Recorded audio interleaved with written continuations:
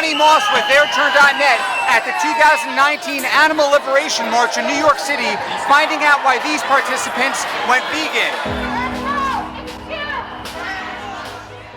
As a youngster, we grew up believing that animals lived on farms, green grass, blue sky, and everything was, peachy. But then you come to find out that they live in factory farms and they are exploited for their meat and their milk and their eggs.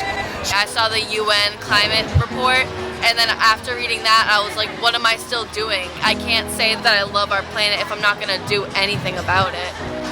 91% of the destruction of the Amazon rainforest is because of cattle ranching and growing crops for cattle. It wasn't until I had my own babies and started my own breastfeeding journey, I could no longer ignore that a cow mother makes milk just for her baby and not for me. When I was little, I realized that my dog and the meat on the plate were the same. I lost my mother to cancer, so I kind of went down this rabbit hole of just trying to figure out more about health and wellness. Some guy saw me, and he points at the vegan part of my t-shirt. He's like, hey, you're a vegan. Oh, wait, never mind. I'm like, what? He's like, well, you're a raw vegan.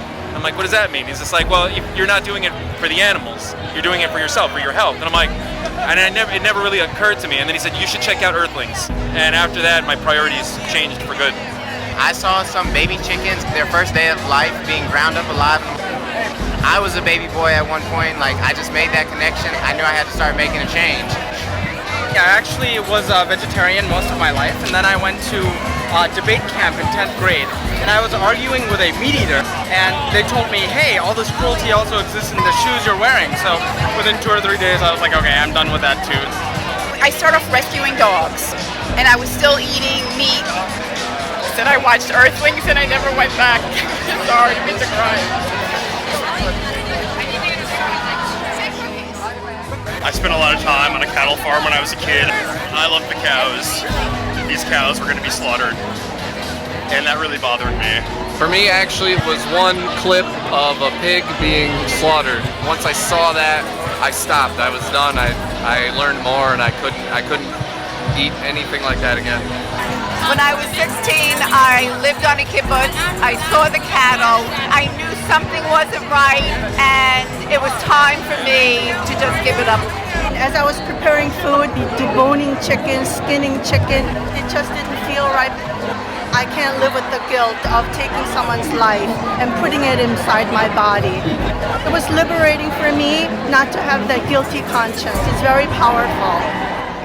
I actually saw Okja, and that made me vegan from vegetarian. But I stopped eating meat because my sister inspired me. Ultimately, our behavior has to be aligned with our values, and you have to be able to look at yourself in the mirror every day. I shouldn't eat something I couldn't kill, and I couldn't kill an animal. Yeah, I've been vegan for over 2 years, and I feel amazing, both physically, mentally. I feel like my eyes are open now. Well, I was vegetarian at first, and then I looked deeper into the dairy and egg industry and saw the cruelty that went on in there. Cows are artificially inseminated, basically raped, and chickens are just thrown into grinders, and that just kind of blew my mind. One of my cousins who was in his 50s, he told me he was going vegan. I was like, okay, and I just asked him a whole bunch of questions. I watched a YouTube video called Farm to Fridge, and it pretty much overnight decision to go vegan. Knowing the extent to which suffering was involved in a lot of what I was eating changed the way I approached food.